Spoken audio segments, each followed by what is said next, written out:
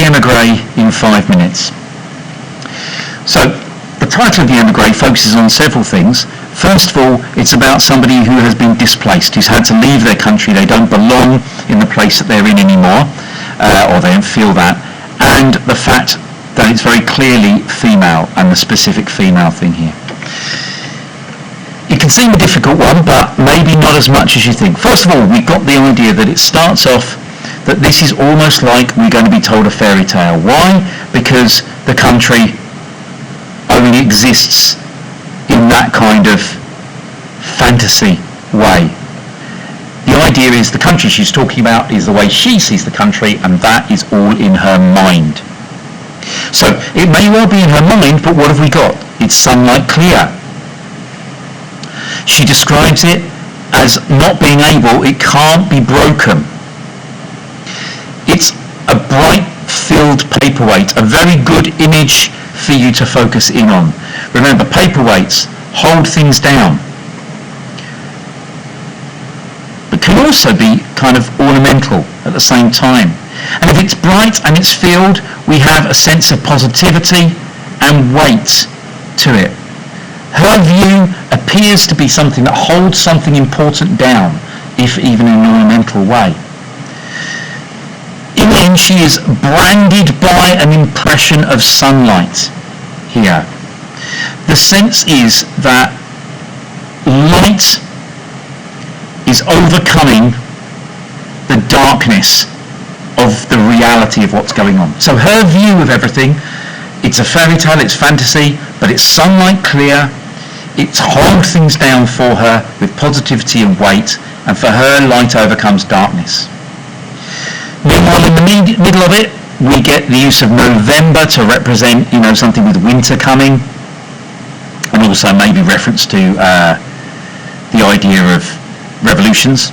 We get this image of the country now being sick with tyrants. And essentially, the people who've taken over, the tyrannical leaders who've taken over in this country and made the country she knows into a fantasy and a fairy tale, are basically a sickness. However, sickness gets better. So maybe what we're seeing here is things aren't necessarily going to last. She takes this idea forward of her view, of her white streets, her graceful slopes glowing, a kind of unrealistic view. Again, this idea of something fantastical. That is her view of the city. Yet, as time carries on and frontiers roll between them,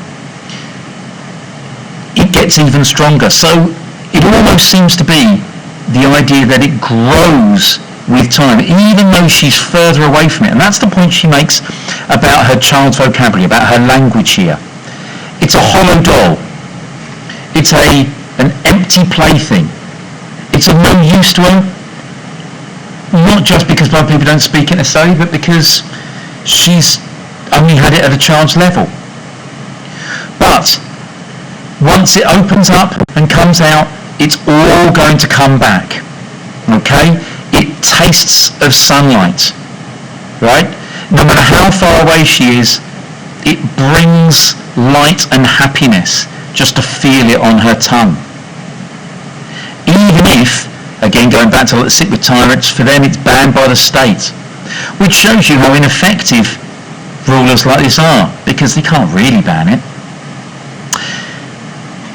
Now at this point you might notice that there's a couple of things clear here. She can't get the language off her tongue. It spills a grammar accidentally. And up here, the worst review she got of it, the worst news she gets, can't break things. So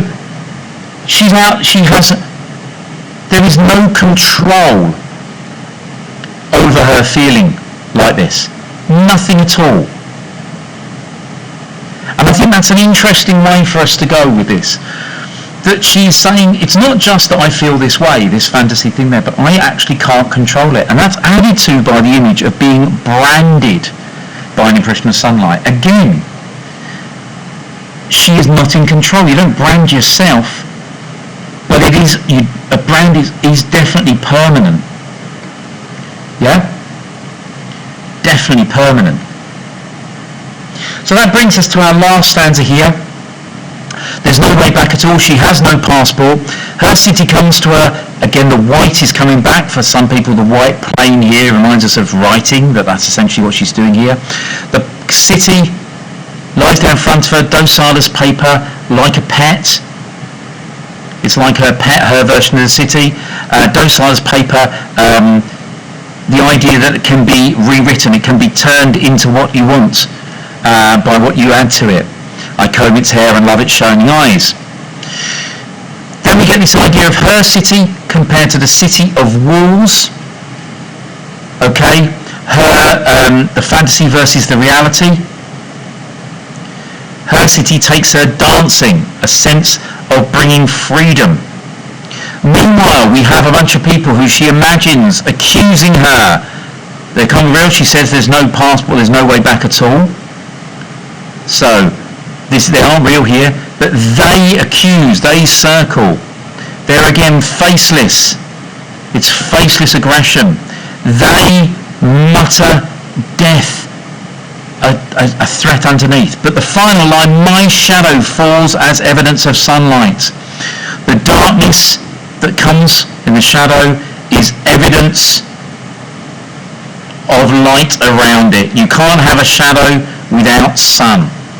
So, in her imagination, she imagines the fantasy city taking on the real city, and no matter how bad it goes, there's always, as the end of every stanza, there is always sunlight. That's what comes to it. In the end, the fantasy, the memory, is stronger than the reality.